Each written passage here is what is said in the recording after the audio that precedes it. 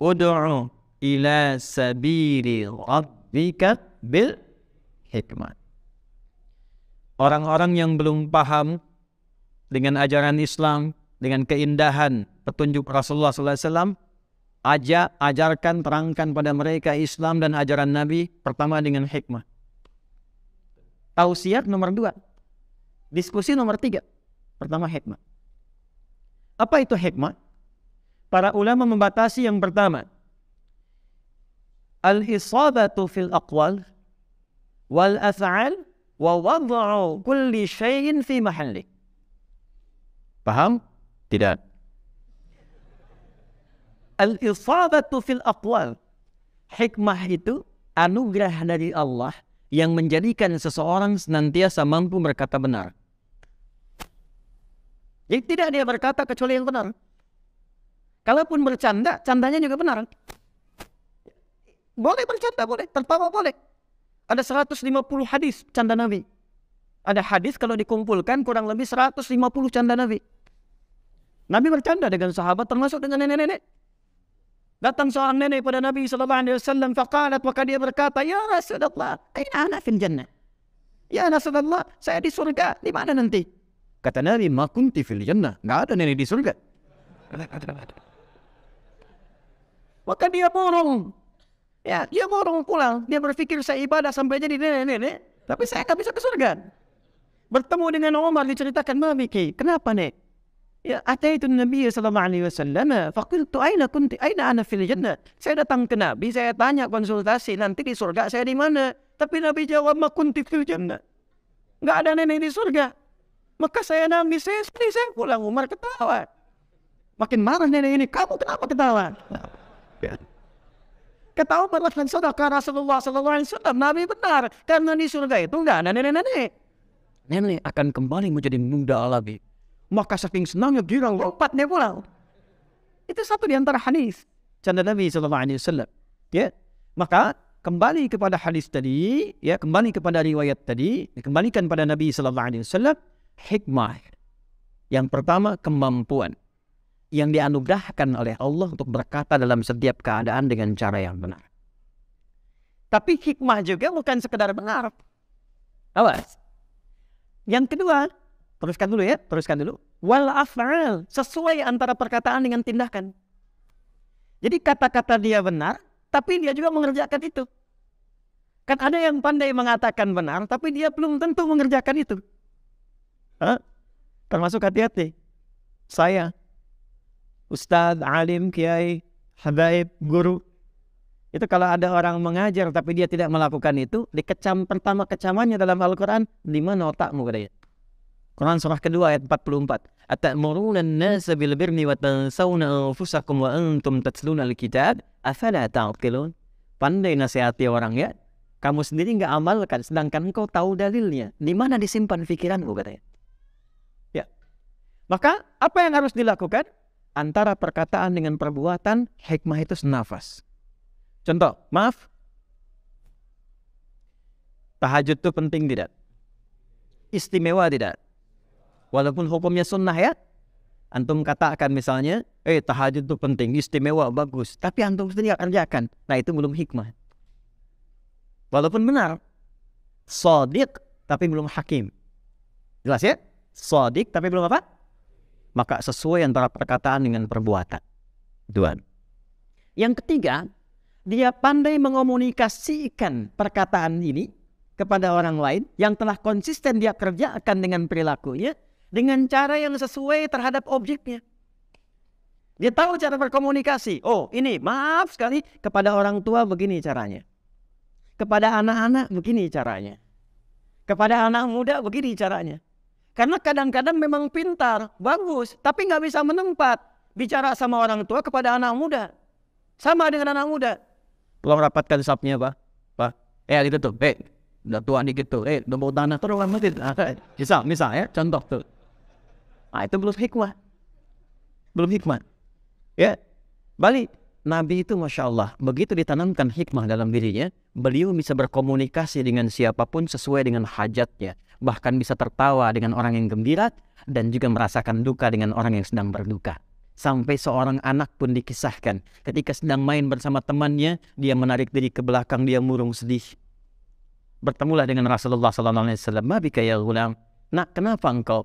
"Ya Rasulullah, saya nggak bisa main dengan mereka." "Kenapa?" "Baju mereka bagus, mainan mereka bagus." "Kenapa kau nggak ikut?" "Ayah saya meninggal di medan juang, tidak ada lagi yang menopang kebutuhan saya sehingga saya minder dengan baju dan mainan saya." Perhatikan kalimatnya. Au kama qala Rasulullah SAW.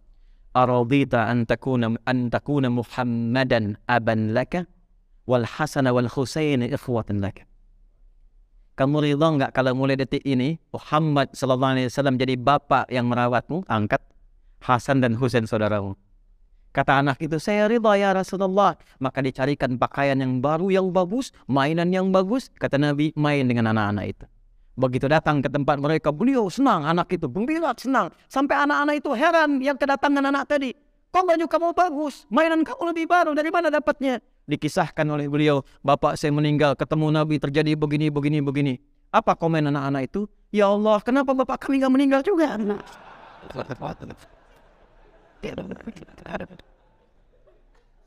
Tapi poinnya, bagaimana Nabi bisa menempatkan sesuatu sesuai dengan tempatnya. Dan itu universal. Maaf, berapa banyak antum yang sejak di bawah ketika naik ke atas bahkan tak kenal yang bawahnya. Padahal dia yang menaikkan antum ke atas.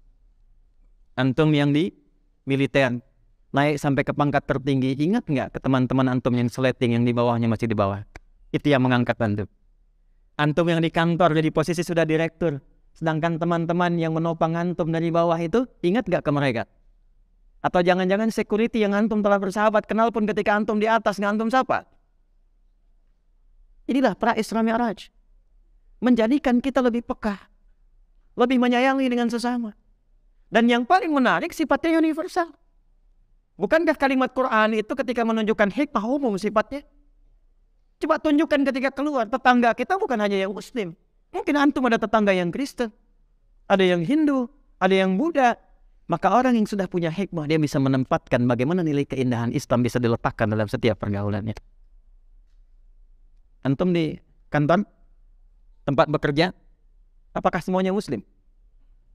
Sedangkan itu teman antum, divisi yang sama, di tempat yang sama, ngantor sama-sama, olahraga sama-sama, tadi banding sama-sama. Orang yang punya hikmah, bahkan ketika diterapkan, dia menerapkan dalam konteks keduniaan, dia tidak bedakan siapa Muslim, siapa yang Muslim.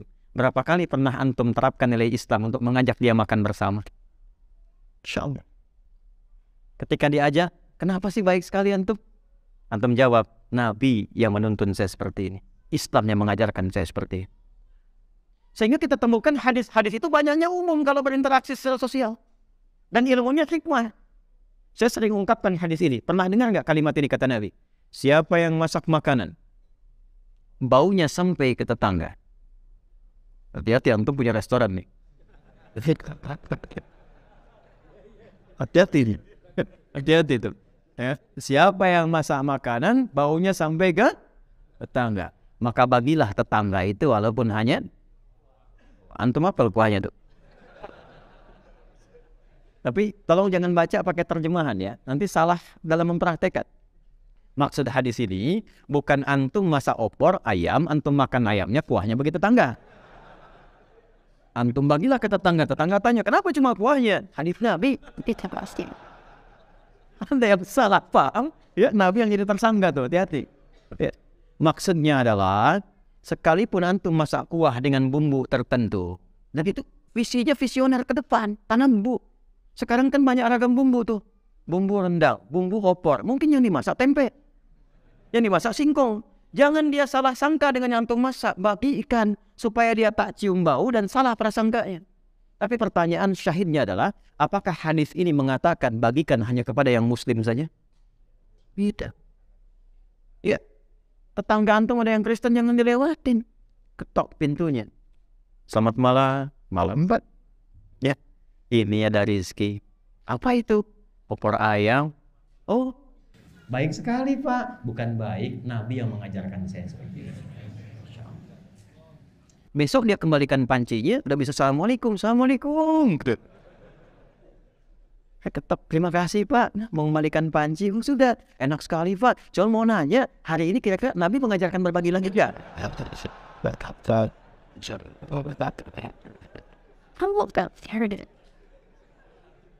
Kan di hadis gak disebutkan kan kalau tetangga itu muslim saja. Jadi jangan sampai antum bagi yang non muslim dilewatin. Ini Pak Haji Komar, ini Pak Haji Rudi, ini Nyi Dasima nih. Masuk 1, 2, 3, 4, 5. Yang satu Kristen gak dikasih samping, Hindu gak dikasih. Dia lihat tuh, Pak Haji kayaknya opornya enak ya. Iya, cuman saya ngentek kafir.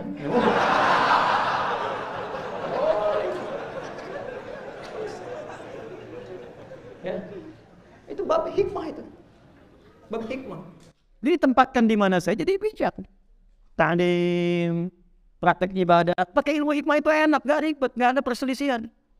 Antum datang ke masjid, punya ilmu hikmah. Di antara ilmu hikmah itu kan puncak keilmuannya, supaya bisa bijak. Punya ilmu hikmah, datang ke masjid, lihat masjidnya subuh pakai kunut aja. Allahumma hdina fi man hadait, amin.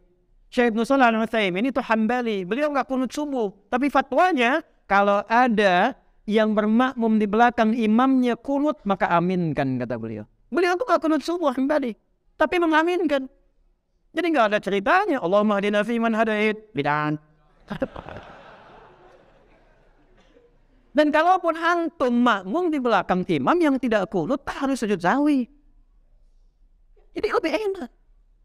Ini banyak sekarang kita disibukkan pada masalah-masalah kecil karena gagal hikmah. Itu poinnya. Sedangkan yang pokok-pokok itu yang nggak kita perhatikan.